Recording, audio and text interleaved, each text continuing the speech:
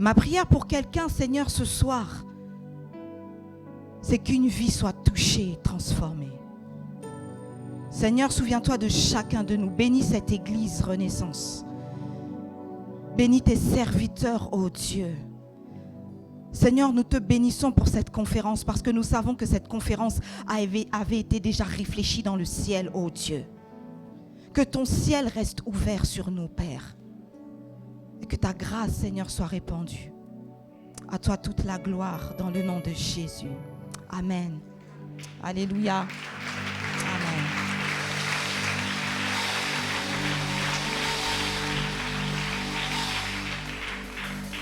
Amen.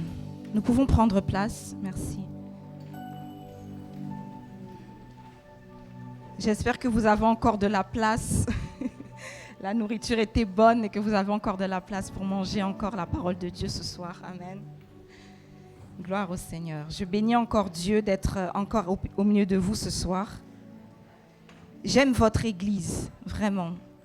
J'aime votre église. Je pense que si j'habitais en Guadeloupe, je serais membre de cette église. Amen. Non, vous êtes bénis. C'est important de le dire, vous êtes bénis. Vous avez des pasteurs qui sont une bénédiction. Amen. Merci encore pour le couple pastoral. Vraiment, que Dieu soit béni pour cette église. Amen. Sans plus tarder, nous allons aller dans la parole de Dieu. Dans Acte 10, 38. Je dois vous faire une petite confidence. Ce n'était pas mon message de base, mais le Saint-Esprit l'a modifié. Je voulais parler ce soir de opérer sous un ciel favorable. Mais Dieu a changé. Et ce soir, nous allons parler de délivrer des esprits des eaux pour vivre la faveur de Dieu. Acte 10, 38, la Bible dit: vous savez comment Dieu a oint du Saint-Esprit et de force Jésus de Nazareth, qui allait de lieu en lieu, faisant du bien et guérissant tous ceux qui étaient sous l'empire du diable. Notez, ce n'est pas sous l'emprise, mais l'empire du diable. Car Dieu était avec lui. Amen, amen. Est-ce qu'on peut dire amen avec moi? Amen. Alléluia. Bien-aimés, je suis moi pour, et je crois surtout, à un évangile qui nous dit que lorsque nous recevons Jésus-Christ, nous sommes sauvés. Je crois en ça, amen. C'est biblique. Je crois aussi en cet évangile qui nous dit que lorsque nous croyons en Jésus-Christ, nous sommes sauvés et nous sommes bénis, nous sommes favorisés. C'est une vérité biblique. Mais dans mon parcours, mon petit parcours de servante de Dieu, lorsque j'assiste les gens, lorsque les gens viennent vers moi, je me rends compte qu'il y a des réalités spirituelles que les gens ne vivent pas. Les gens reçoivent Jésus-Christ comme Sauveur et Seigneur. Les gens sont baptisés. Les gens vont même servir Dieu. Mais il y a des réalités qui vivent où vous vous posez la question, est-ce que vraiment cette personne a rencontré Jésus? Et ça m'a interpellée, ça m'a interrogée. Je le disais hier, il y a des gens qui vivent avec un plafond de verre, qui vivent des limitations. Il y a comme des bornes de limitation dans leur vie. Je ne généralise pas, mais je dis certainement ce soir au milieu de nous, il y a des personnes qui vivent ces réalités spirituelles. Parfois même nos pensées sont limitées.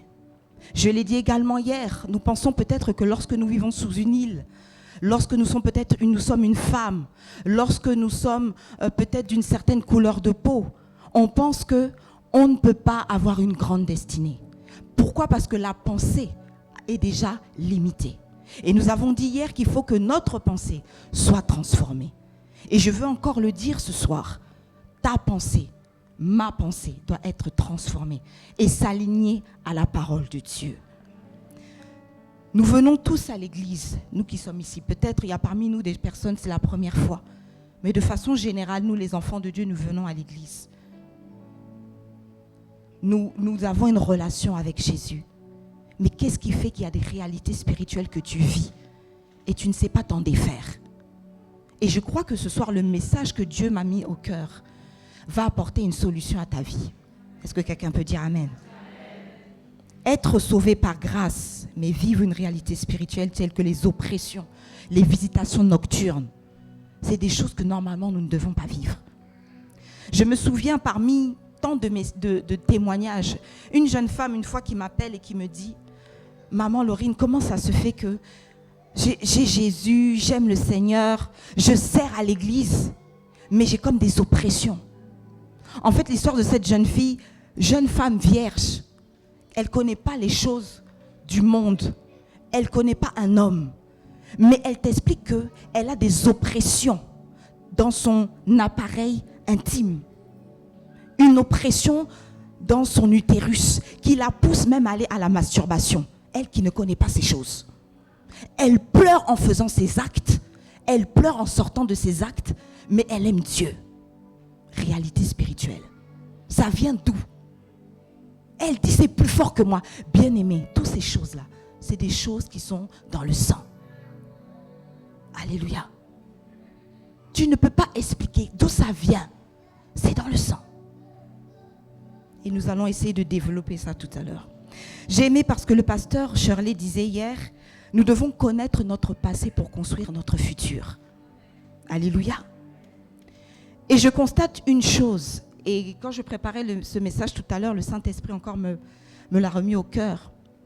Que ce soit la Guadeloupe, que ce soit la Martinique, que ce soit Haïti, Jamaïque, Guyane, ou que sais-je encore, toute île ou pays qui sont bordés par l'eau, vous vous rendez compte que de façon générale, il y a un passé qui est lié à la traite noire. Et dans ces îles ou dans ces pays, vous vous rendez compte que quand tu retournes au passé, on l'a dit, c'est un rapport avec la traite noire. Mais qu'est-ce qui se passait à l'époque de l'esclavage? Les femmes, puisque c'est une conférence de femmes, je parle aux femmes, amen. Les femmes étaient abusées, elles étaient violées. Elles étaient abusées aussi psychiquement, rabaissées. Et même entre esclaves, il y avait une sexualité débridée. Donc toutes ces choses-là ont fait que les générations et encore des générations vivent des choses, des réalités spirituelles que tu ne peux pas expliquer. Est-ce que quelqu'un me comprend? Quand je dis que ça vise la Martinique, la Guadeloupe, etc. et les autres, ce n'est pas forcément simplement parce que tu vis sur l'île. Même des gens qui vivent en métropole, aux États-Unis, en Asie, ont les mêmes problèmes que les personnes qui vivent ici. Tu expliques ça comment? Réalité spirituelle. Certaines personnes même disent, je vais quitter l'île pour aller en métropole, comme ça ces choses vont s'arrêter. Mais ça ne s'arrête pas. Pourquoi? Parce que c'est dans le sang. C'est dans le sang. Et les influences de ces liens de sang se perpétuent, comme je l'ai dit, de génération en génération. Bien-aimés, nous devons nous révolter. Amen, amen. J'ai l'impression que non. Amen. Nous devons nous révolter pour pouvoir enfin vivre la faveur. Ce plafond de verre qu'il y a, il faut qu'il soit brisé. Parce qu'à un moment donné, vous savez, la vie est un combat. La vie est un combat. Si tu ne te bats pas, tu te feras dévorer par la vie. C'est à toi de saisir l'occasion et de dire non, je suis fatigué avec cette vie. Je vous ai expliqué ma situation hier pour ceux qui n'étaient pas là. Pendant des années, j'étais toujours au même salaire. Quelqu'un va dire, bon, c'est normal, c'est la vie. Mais quand tu regardes dans ta famille, tu vois, il n'y a pas de chef d'entreprise. J'ai regardé, j'ai observé, à part les hommes, dans ma lignée familiale, tous les hommes ont réussi. Il y a des avocats, il y a des illustrateurs, des gens qui ont fait des grandes études. Mais les femmes, des postes très bas. Je ne suis pas en train de dénigrer, mais je nous explique justement les réalités spirituelles. Comment tu expliques que même dans ma lignée familiale, les femmes ne se mariaient pas? Je suis la seule dans ma génération, je parle de génération. J'ai une trentaine d'années et des poussières. C'est même plus les printemps. Là, c'est les poussières. Alléluia. Mais je suis la seule à m'être mariée et j'ai fait ça pour me marier alors que j'étais en Christ. Je servais Dieu. Mais j'ai compris qu'il y a des histoires qui ne sont pas normales.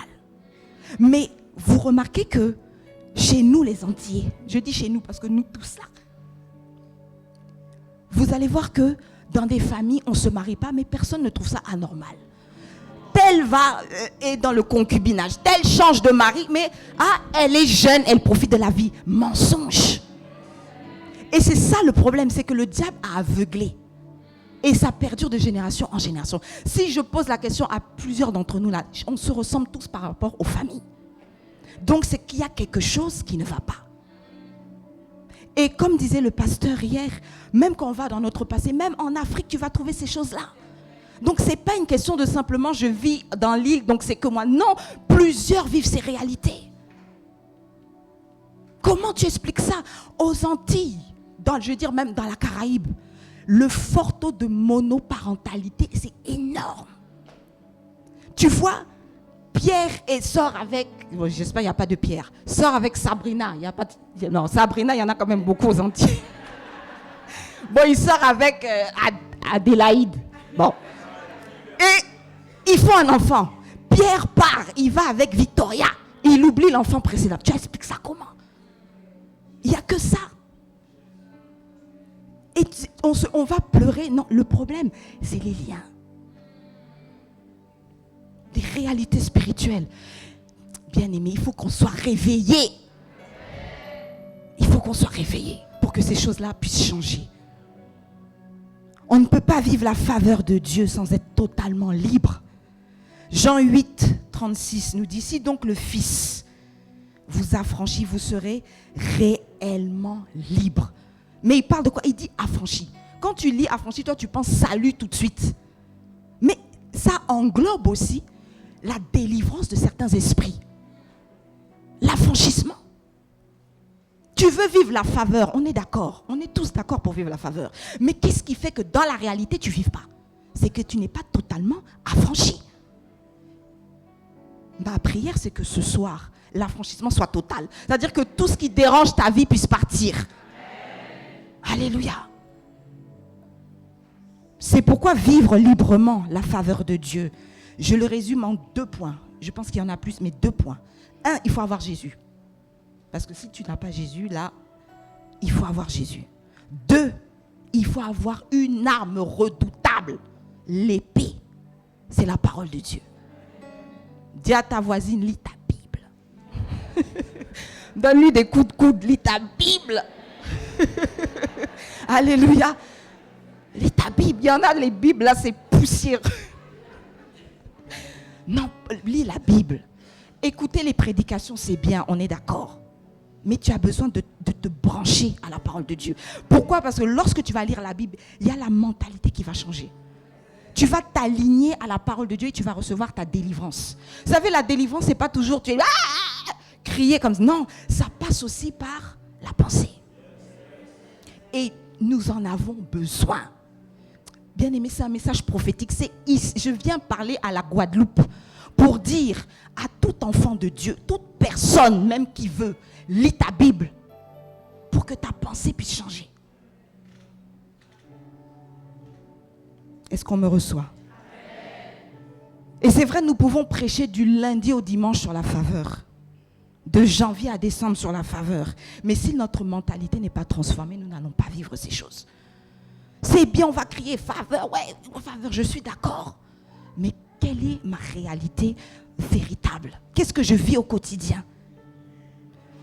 Et beaucoup de gens des îles de la Caraïbe échouent. Non pas parce que c'est un manque de potentiel ou de talent, ça c'est faux. Qu'on ne vienne pas nous dire qu'il n'y a pas les talents, il n'y a pas les... Ça n'a rien à voir. Mais qu'est-ce qui fait qu'on échoue? Qu'est-ce qui fait qu'on envoie nos enfants en métropole? On les envoie aux États-Unis. On envoie nos cousins, nos cousines, je ne sais pas moi, en Australie, où tu veux.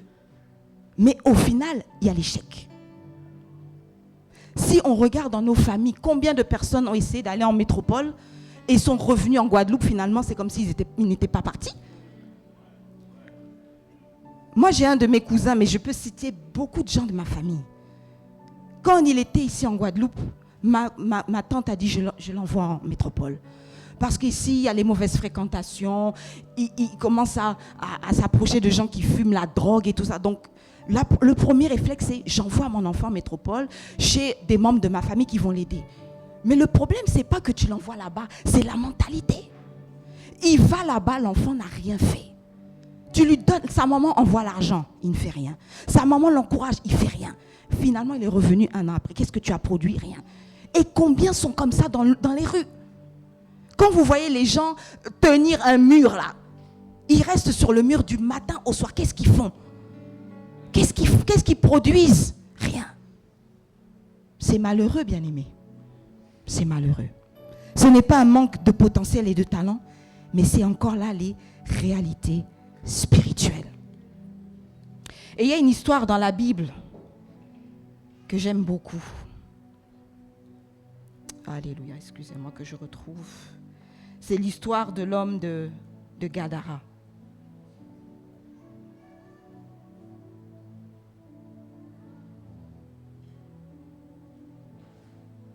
La référence, je cherche la référence. Si quelqu'un trouve avant moi, s'il peut nous aider. L'histoire du fou de Gadara.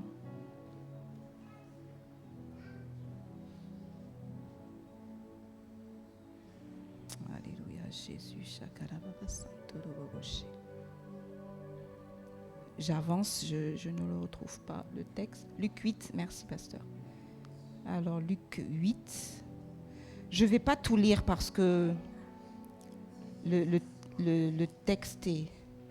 Merci, Luc 8, 26. Le texte est assez long, mais je vais lire, je vais faire une lecture kangourou.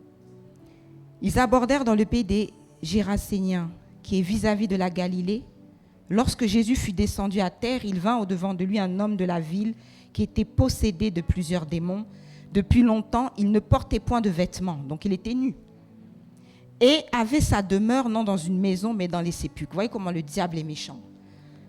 Ayant vu Jésus, il poussa un cri, se jeta à ses pieds et dit d'une voix forte: Qu'y a-t-il entre moi et toi, Jésus, fils du Dieu très haut?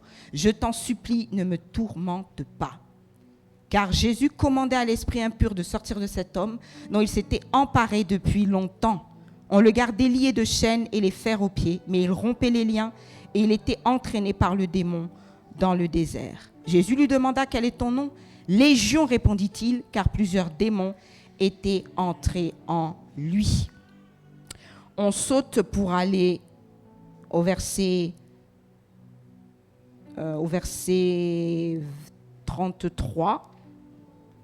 Les démons sortirent de cet homme, entrèrent dans les pourceaux et le troupeau se précipita des pentes escarpées dans le lac et se noya. Ceux qui les faisaient paître, voyant ce qui était arrivé, s'enfuirent et répandirent la nouvelle dans la ville et dans les campagnes.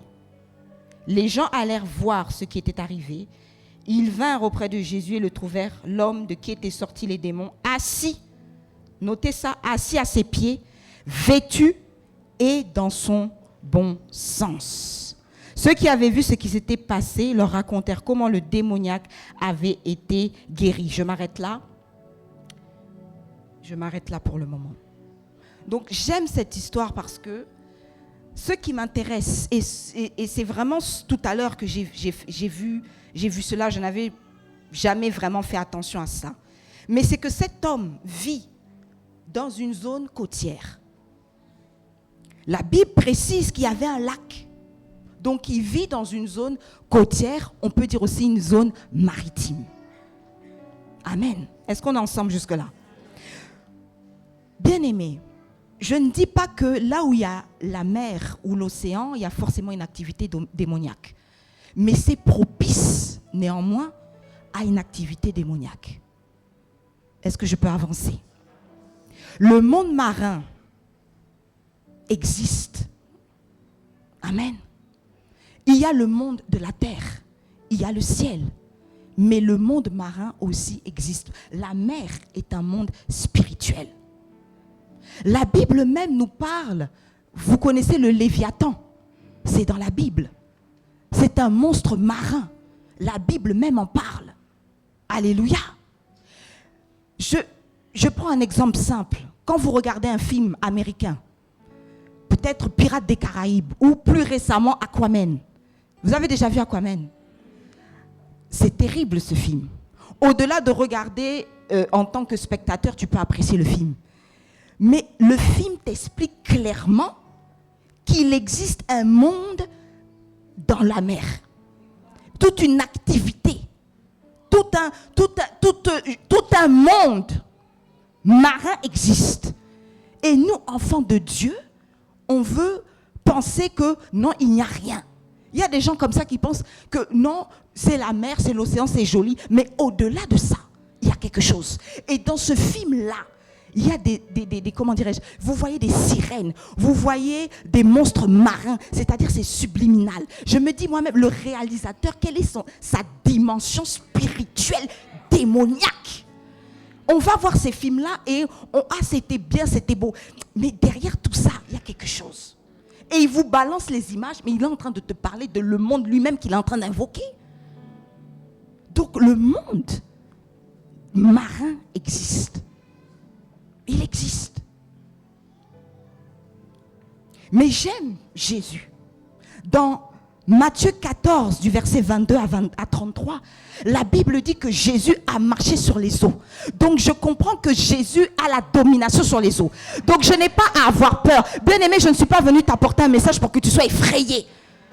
C'est pas quand tu vas voir la mer, tu vas commencer à chasser au nom de Jésus. Oui, regarde, c'est pas ça. Parce que la Bible me dit, Jésus marchait sur les eaux. Qu'est-ce qu'il est en train de dire par cet acte? J'ai domination sur les eaux. La Bible dit qu'il a autorité sur toutes choses. Qu'il y ait un léviathan, qu'il y ait des sirènes ou que sais-je encore, mon Jésus domine sur l'eau.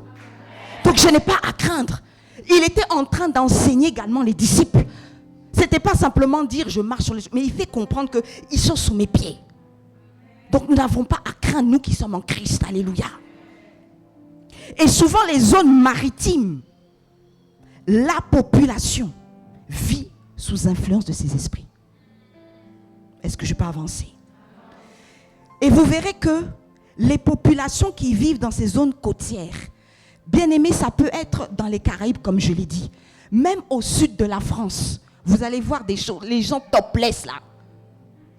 Mais oui, c'est là où ils sont. L'an dernier, avec mon mari, on est parti pour notre anniversaire de mariage. Mais vous vous dites, c'est quel degré également de débauche parmi les riches là. Mais tu vois des choses, bien aimées. C'est là que tu comprends que tout ce qui est en rapport avec la mer, qui a une influence. Je parlais de ces gens topless là. Vous savez, j'ai une de mes tantes. On voit que c'est vraiment une antillaise. On était une fois sur une plage. Et il y a une dame, elle se met topless là, ici sur les plages. Elle a pris son petit, comment on appelle ça? Sa serviette. Elle a déposé, elle s'est mise en face. Elle a regardé comme ça. Qu'est-ce que la femme a fait? Elle a remis. Donc eux-mêmes sont conscients que ce que tu es en train de faire est immoral. Donc tu veux nous imposer tes choses. Elle l'a regardé comme ça. Comment tu sais que c'est ça qui dérangeait? Donc ils savent, bien aimés. Alléluia. Et donc je dis que dans ces populations où il y a tout ce qui est côtier, tout ce qui est marin, vous allez voir que ces populations sont rythmées par quoi? Par les fêtes, par le sexe, par le vice, par même la corruption. Pensez simplement, récemment, il y avait quoi ici? Carnaval. Les fêtes, tout le temps fêtes. Dernièrement, je regardais les informations. On voyait, c'était en Martinique, le carnaval. Mais bien, quand vous regardez ça, vous dites, mais c'est quoi? C'est-à-dire que quelqu'un qui peut être cadre du lundi au vendredi, le samedi, il vient avec une petite robe comme ça, un haut comme ça, et bien comme ça. Et commence à embrasser son ami à ses carnavals. Donc tu... Alléluia. Ah, j'avance. J'ai l'autorisation. Alléluia. Et le lundi, tu retournes avec ton costard cravate, donner les ordres aux gens, alors que tu fais bisous avec Gérard. C'est quelle histoire? C'est pas normal. Alléluia. Et vous voyez aussi, il y avait une fille, elle avait un tout court, tout transparent. Ah, nous aussi, on a le droit d'être libre. Libre. Ça me rappelle il y a quelques années, parce que ces choses-là existent depuis longtemps. Il y a toujours ce besoin de fête, toujours. Pourquoi? On ne sait pas.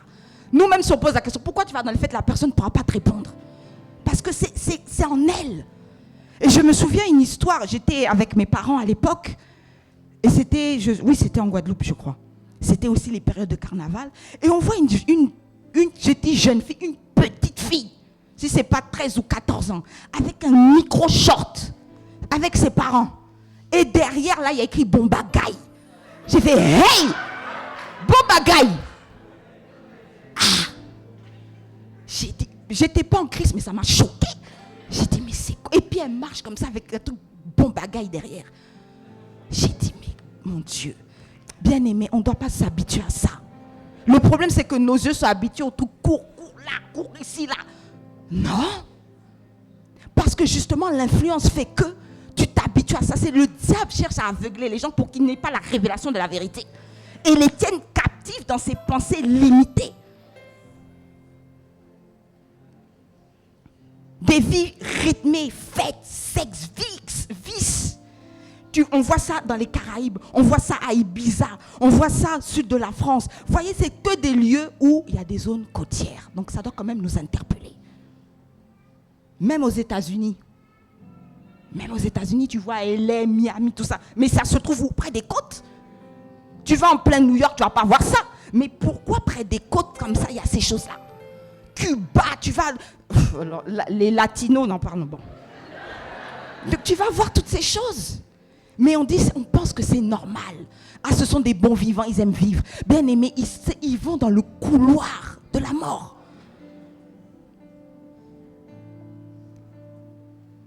Et même les personnes qui fonctionnent dans le monde de l'occultisme utilisent l'eau.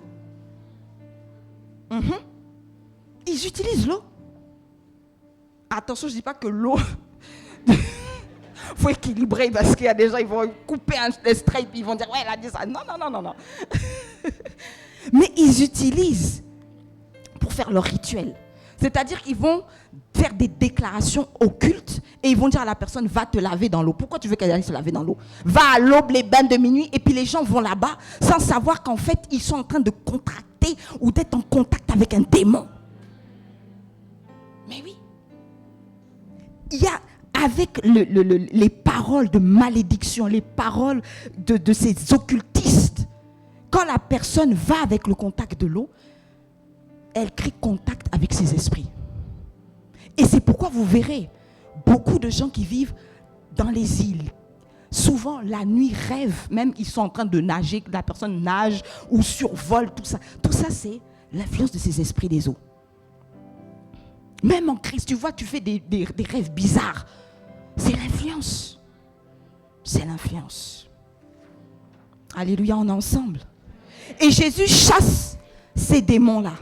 On est dans Luc 8. Hein. Il chasse ces démons. Et c'est intéressant parce que les démons entrent dans le pourceau. Et qu'est-ce qui se passe? Le pourceau tombe dans l'eau et se noie. Mais où sont les esprits? Ils retournent à leur source, c'est-à-dire l'eau. Ils reviennent là où ils sont sortis, l'eau. Souvent, quand nous chassons les démons, nous leur ordonnons d'aller dans les lieux arides. Mais ici, c'est l'eau qu'ils reviennent, qu'ils retournent. La mer et l'océan, même dans la mythologie grecque, avaient un dieu, Poséidon. Ils n'ont pas inventé ça comme ça. Ils savent très bien. Il y a Néré, il y a Océanos, dieu des eaux, qui encerclait la terre et qui avait même des filles qui vivaient au fond de la mer. Bien aimé, ces choses-là existent, c'est une réalité spirituelle. Et c'est pour ça Jésus qui a la domination sur toutes choses. Bien aimé, Dieu est Dieu. Alléluia. Ce n'est pas Satan qui est Dieu de la terre ou qui est Dieu des mers et des océans, mais c'est Jésus. Alléluia. C'est lui qui détient toutes choses entre ses mains. La mer, l'océan n'appartient pas à Satan, ça appartient à notre Dieu. Donc c'est lui qui a le pouvoir et l'autorité. Et vous savez, il y a des gens parfois qui profitent de ce système, c'est-à-dire du système de l'endormissement de l'Église. Pardon de le dire, mais il faut le dire. De certaines églises, pour ne pas mettre tout le monde, Il y a des personnes qui profitent du système de l'endormissement de l'Église, de certains chrétiens et parfois même de certains dirigeants d'Église. Ils profitent de ce système. Le monde et son système a un avantage à ce que les gens vivent dans le mal. Les gens savent qu'il y a des prostituées pas très loin. Ils savent que les gens se droguent, sont accros au crack. Qu'est-ce qu'ils font? Ils ne font rien. Pourquoi? Parce qu'ils profitent de ce système-là. Et l'Église doit se réveiller. Mais malheureusement, il y a un endormissement de certains chrétiens, de certaines églises, de certains responsables d'église. Vous savez, je vais peut-être choquer en disant ça, mais c'est une vérité. Vous avez des représentants, même politiques, qui peuvent aller voir un homme d'église et dire que tes prêches soient modérés. Vous allez voir des églises florissantes un peu partout dans les grandes villes, mais il n'y a pas le réveil. Pourquoi? Parce que les prêches sont observés et on demande à ce que ces prêches-là soient modérés. J'ai été en mission avec mon pasteur, le pasteur Mamina Loumandé, au Maroc. Et vous voyez que vraiment, les gens contrôlent. On nous a même contrôlé ses faibles, épiés. Même nos réseaux sociaux. On nous posait la question, vous venez pourquoi? Qu'est-ce que vous venez faire ici? Ils ne peuvent pas lire la Bible comme ça, c'est pas possible. Et j'ai rencontré une sœur qui est ambassadeur. Elle dit même des fois, elle est suivie pour savoir où elle va, où elle habite. Donc ils sont traqués. Pourquoi? Parce qu'ils veulent contrôler les prêches. Il n'y a pas des églises comme ça. Ils autorisent peut-être une église catholique, mais à l'intérieur, nous savons ce que nous disons. Mais tout est épié et traqué. Et ça existe encore aujourd'hui. Le système du monde qui veut nous empêcher peut-être même de parler de certaines réalités. Bien-aimés, nous qui prêchons la parole par la grâce, même en tant que chrétien, tu ne dois pas te museler pour dire la vérité. Si l'homosexualité est un péché, il faut le dire. Il y a la caméra, oui, je le dis. C'est un péché. C'est pire que ça, même une abomination. Mais aujourd'hui, tu ne peux pas dire ça, tu as peur d'aller en garde à vue. Parce qu'on va te dire non, attention, il y a des associations qui se lèvent bien. Vous savez, c'est quand? Dernièrement, il y a peut-être 2-3 mois. Avec mon mari, on était à Gare du Nord, à Paris. Et on voit 2 silhouettes dans une ombre là. J'ai dit, mais c'est quoi? Je regarde, moi et mon mari, on se regarde, on dit, c'est pas ça. Si c'est ça, on se regarde. 2 hommes, Paul et Paul.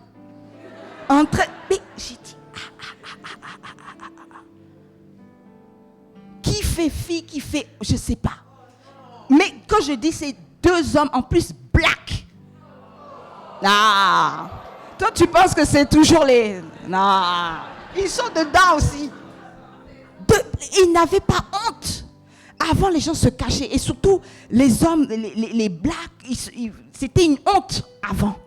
Il y a toujours eu ça, mais il se cachait. Mais là, non. L'autre avec sa coloration blonde, donc je me suis dit, c'est certainement lui qui fait. Et j'ai dit, mais c'est quoi ça? Mais pourquoi? Parce que le système du monde leur dit, allez-y. Bien-aimé, tu as besoin du feu de l'esprit pour dire à ces gens, ce que tu fais n'est pas bien. Alléluia, il faut le dire. S'il y a un collègue là-dedans, il faut lui prêcher la vérité. Ne pas nous compromettre. C'est toutes ces influences-là. Et vous voyez, il y a une femme qui m'a raconté une histoire pareille. Elle rentre chez elle après le travail, elle trouve son fils avec un homme. Dans sa maison. Quelqu'un de croyant qui prie Dieu, mais tu vois ton fils avec un autre homme. Donc, bien aimé, ces choses-là, ce n'est pas simplement chez l'autre. Si on ne se réveille pas, c'est vrai, on va vers la fin. Mais nous avons besoin de comprendre certaines réalités. Qu'est-ce qui amène ces choses-là? Alléluia. Que Dieu nous fasse grâce. Que Dieu nous fasse grâce. Et dans le texte que nous lisons, rien ne s'est opposé à Jésus. C'est-à-dire que les démons n'ont pas résisté.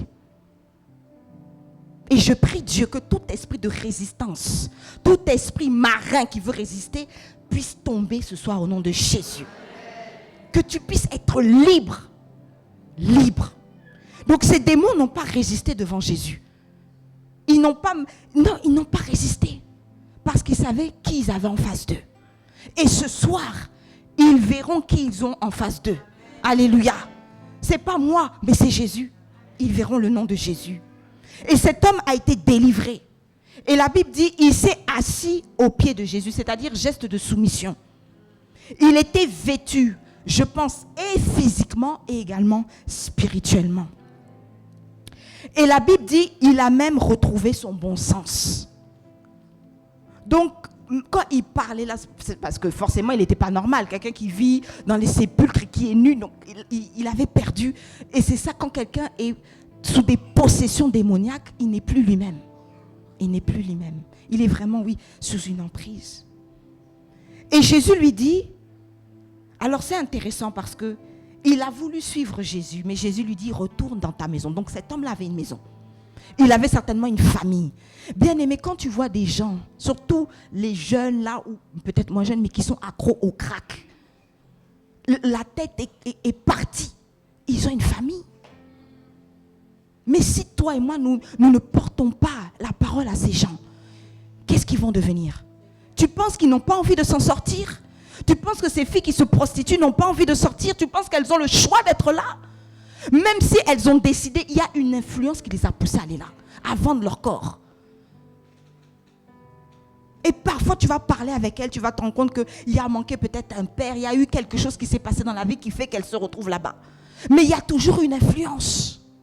Et ça se passe où? Dans nos rues, juste à côté. Bien-aimé, tu n'es pas venu à cette conférence simplement pour toi, pour recevoir. Tu es venu, oui, recevoir, mais aussi pour donner. Je suis une femme sur Internet, une servante de Dieu qui est aux États-Unis. Et j'apprécie son ministère parce qu'elle va voir les prostituées et même les stripteaseuses. Ce que toi et moi, peut-être, nous ne ferions pas. Mais parce que ces gens-là ont besoin de recevoir l'évangile. Et les femmes acceptent Jésus et il y a un changement. Elles retrouvent leur bon sens. Elles retrouvent un revêtement. Alléluia. Donc ne les regardons pas de loin en disant ce n'est pas mon affaire, c'est notre affaire. Dis à ta voisine, c'est ton affaire. À partir d'aujourd'hui, c'est ton affaire. Alléluia. C'est notre affaire à tous. Donc Jésus lui dit, retourne dans ta maison. Et je comprends que cet homme-là était devenu un panneau publicitaire pour la gloire de Dieu. Il est devenu un panneau publicitaire pour la faveur de Dieu. Délivré totalement. Même quand les gens le regardaient, ils se disaient, mais est-ce que c'est vraiment lui ou c'est pas lui? Mais c'était réellement lui. Jésus ne voulait pas qu'il reste avec lui. Pourquoi? Parce qu'il n'était pas utile auprès de Jésus. Mais son utilité, c'est de rester dans sa maison, peut-être gagner sa femme, gagner ses enfants, je ne sais pas, et gagner les gens qui étaient autour de lui. Je dis à quelqu'un, quel que soit ton passé aujourd'hui, comme il nous a été dit, aujourd'hui, décide-toi de toi aussi aller répandre le feu que tu as reçu, le feu que tu vas recevoir. Mais pour ça, on a besoin, bien aimé, je le dis encore, d'être délivré de ces esprits-là pour vivre cette faveur. Pour vivre cette faveur. Amen. Est-ce qu'on peut se lever un instant?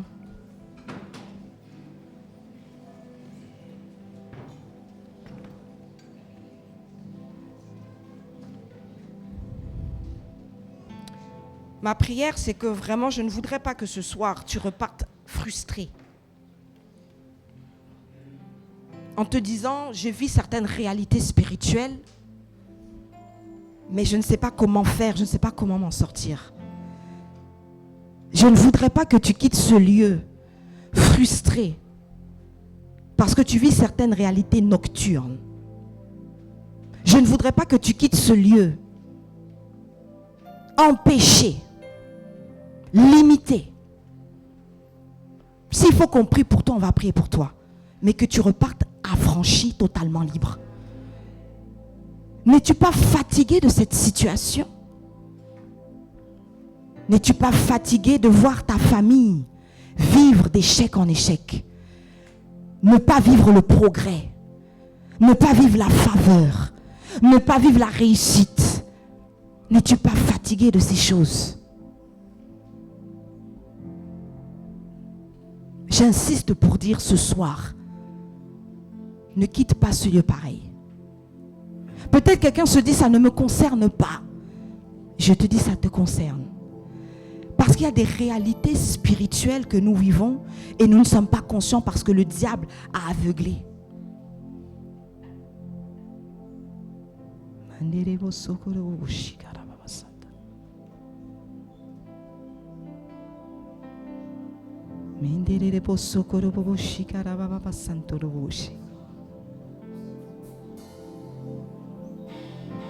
C'est vrai, tu es en Christ. C'est vrai, tu as accepté Jésus. C'est vrai, tu aimes Jésus. Mais il y a quand même toujours ces oppressions qui reviennent. Ces oppressions qui reviennent. Je ne sais pas comment le Saint-Esprit va diriger les choses, mais je voudrais vraiment qu'il y ait la liberté de l'Esprit en ce lieu. Et pendant que je préparais ce message, je voyais des personnes qui ont été voir des personnes qui sont dans les lieux occultes, dans les milieux occultes, et qui ont demandé des amulettes, des protections. Et peut-être tu portes souvent ces protections pensant que ça va te protéger, ou peut-être tu en as porté et tu les as gardées. Il est temps de t'en débarrasser au nom de Jésus. Je voyais des personnes qui avaient même des effigies de Marie. Qui ont même des os qui disent « eau bénite ». Or, ces choses sont en train de te connecter à des esprits. Et je pouvais voir qu'il y a même des esprits qui réclament certaines personnes. Tu es en Christ, oui, c'est pas ça. Mon problème est que il y a des esprits de réclamation qui viennent même la nuit. Certains, vous vous trouvez même autour d'une table, comme dans une réunion, où on essaie de t'initier à quelque chose, mais tu n'arrives pas à comprendre. Je fais consciemment esprit de citer ces choses afin que, au moment fixé, il y ait le go pour que ces esprits puissent partir. Je voyais même certaines personnes, tu rêves souvent de la mer, tu nages dans l'eau, tu vis des choses dans l'eau. Là encore, ce sont des esprits qui essaient de te réclamer.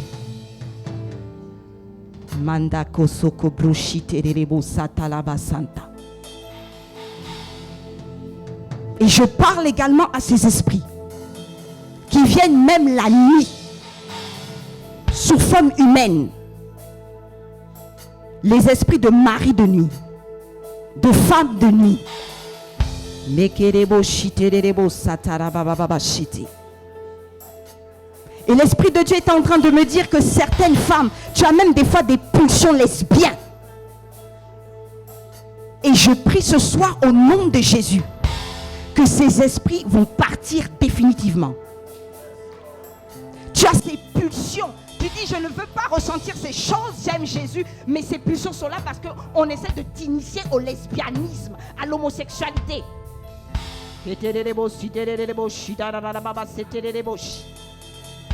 Je voyais également un serpent qui était logé au niveau de l'utérus. Et c'est à ce premier esprit que je suis en train de parler maintenant. Tout esprit de serpent. On te voit ici, mais c'est comme si tu as une double vie dans l'esprit. Et cet esprit, l'Esprit de Dieu m'a dit, dès que je vais le citer, il sera localisé. Je pouvais voir un esprit qui me regardait. Je t'ordonne maintenant, libère au nom de Jésus.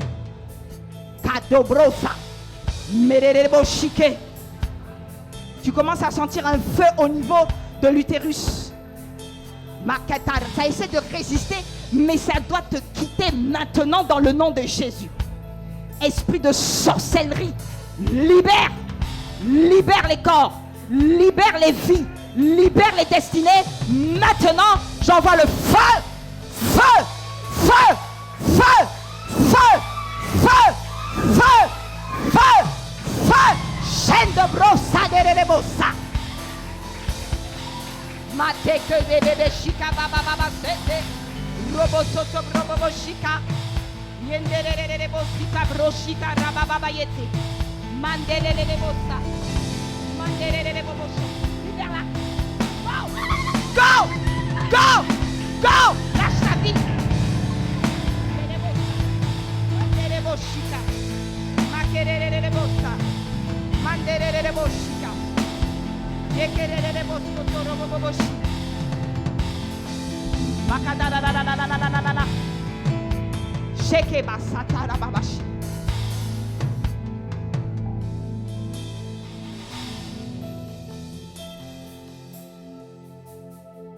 Que cet esprit impur qui essaie de résister,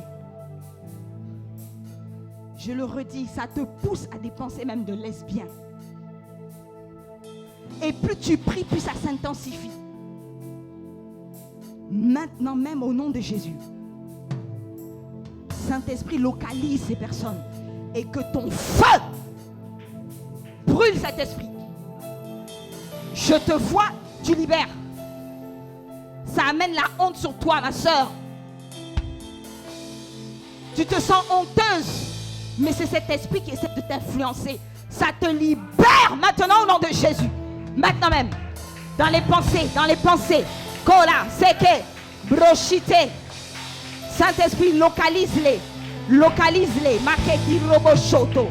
Beferi keterele bossa. Si tu es là, même touche ta tête, même touche tes pensées. Et ordonne que ça te libère.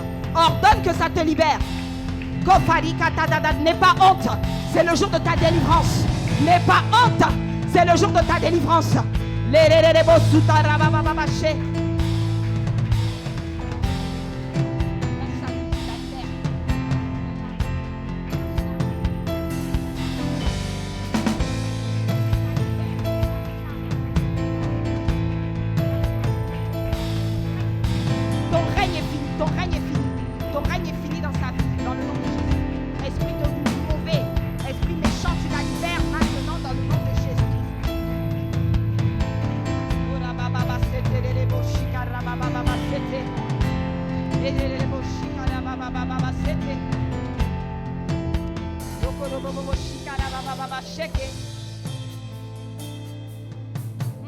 Je sens un shift dans l'atmosphère. Je sens un shift, un changement dans l'atmosphère maintenant. On prend une autre dimension qui devient une onction prophétique.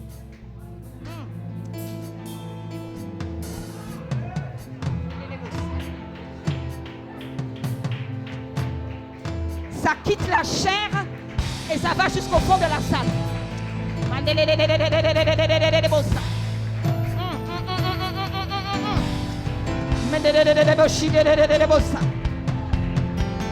L'atmosphère change. L'atmosphère change. L'atmosphère change. L'atmosphère change. Maseke modorobo faya. Maseke modorobo shikererebosa. Yosuta masetererebo shikara baba yetererebosa.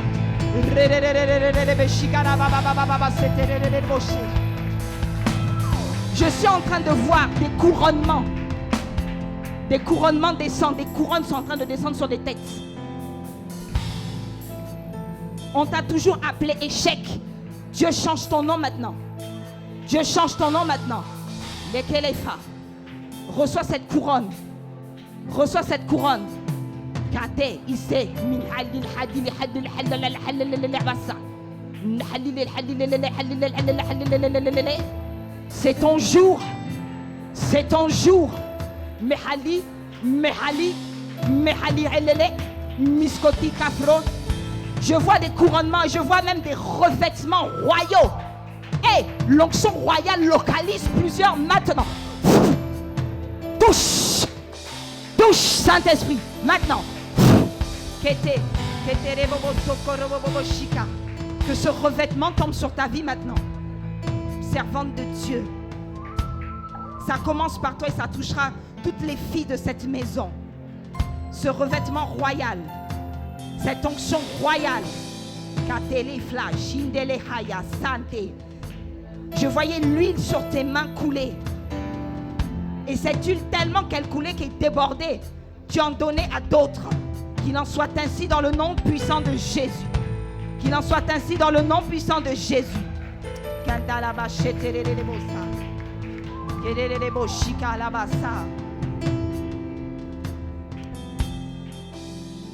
Je voudrais prier avant de laisser le micro pour toute personne qui souffre de soucis d'épiderme. Vous avez des problèmes de peau. Si c'est votre cas, vous pouvez approcher. Je ne sais pas, eczéma, je ne sais pas, urticaire. Si tu as des problèmes de peau, tu peux approcher. C'est ton temps de guérison. Alléluia. Si on peut faire rapidement. Rapidement.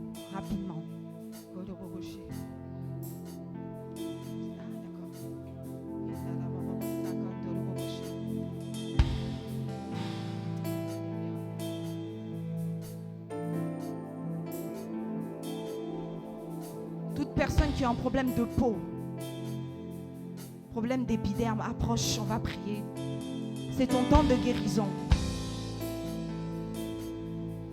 C'est ton temps de guérison. Alléluia. Dieu veut vraiment te donner une peau neuve. Amen. Que ces complexes puissent partir. Alléluia. Merci Jésus.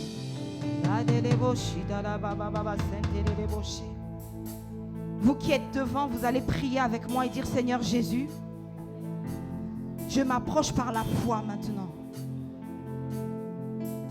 Père, je veux cette guérison. Et je reçois cette guérison maintenant. À partir d'aujourd'hui, tu cites ton problème de peau. Je ne sais pas de quoi tu souffres, tu cites ce problème. Et tu dis: j'ordonne maintenant que ça parte. Saint-Esprit, donne-moi une peau neuve. Je veux vivre le miracle. Je veux vivre le miracle maintenant. Je vais prier. Saint-Esprit, ça va partir à partir de ce frère. Il y aura comme un vent. Est-ce que tu crois que tu peux recevoir ton miracle? Est-ce que tu crois? Je compte à 3. Dès que je vais passer, cela va se faire. Je ne sais pas si ce sera instantané dans les semaines à venir ou les mois, mais crois que tu as reçu. 1. 2. Sois concentré, sois concentré. 3.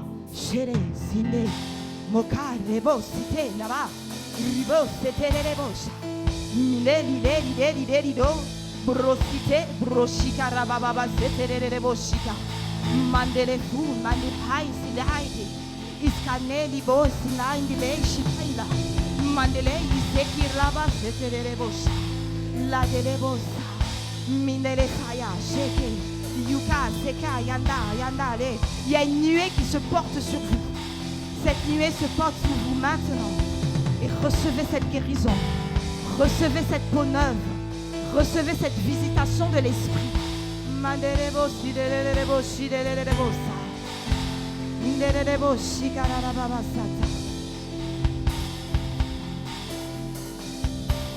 Vous êtes guéris. Proclame après moi: je suis guéri. Je suis guéri au nom de Jésus. Cette maladie ne reviendra plus. Dans le nom de Jésus. Et acclame ton Dieu.